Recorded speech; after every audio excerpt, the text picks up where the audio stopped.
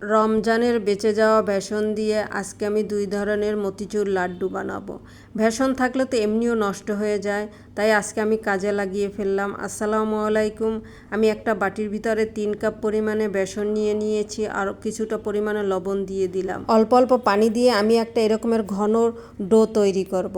কিন্তু অনেকক্ষণ আমি মেখে নিয়েছি, মাখতে মাখতে বেসনের কালারটাই আমি চেঞ্জ করে ফেলেছি।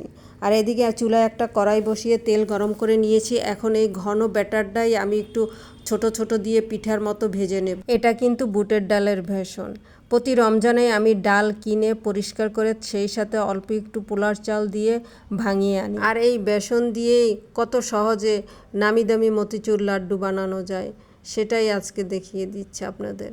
এই যে আমার এগুলো ভাজা হয়ে গিয়েছে, আর অন্যদিকে আমি অল্প একটু ব্যাটার রেখে দিয়েছিলাম, এটা একটু পাতলা করে এটা দিয়ে আমি বুন্দিয়া ভাজবো। আমার বড়াগুলো ভাজা শেষ, এগুলোকে ঠান্ডা করতে দিয়ে আমি অন্যদিকে একটু পাতলা করে আবার ওই ব্যাটারটা তারপরে এই বুন্দিয়া ভেজে নিচ্ছি। ঝাঁঝরিওয়ালা চামচ নিয়েছি, আর এটা দিয়েই আমি বুন্দিয়াগুলো ভেজে নেব।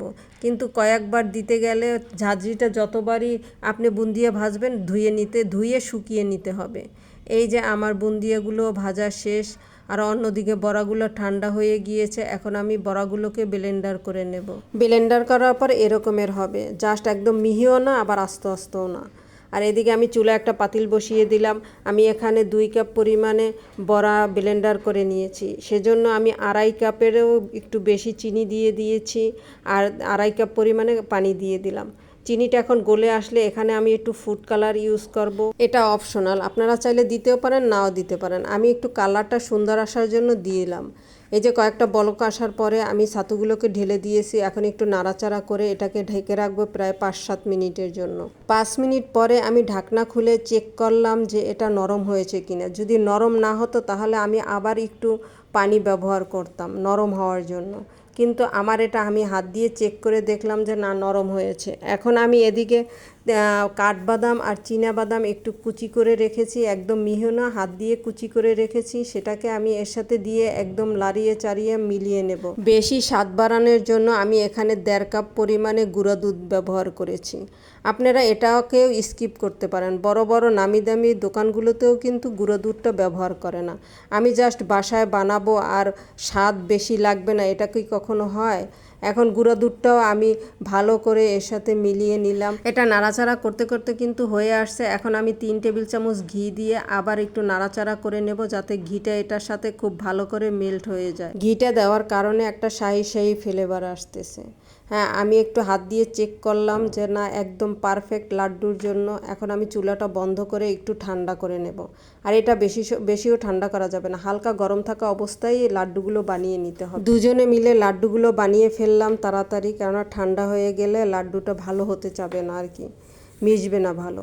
এই যে বাদাম দেওয়ার কারণে লাড্ডুর কালারটাও খুব সুন্দর হয়ে আসছে।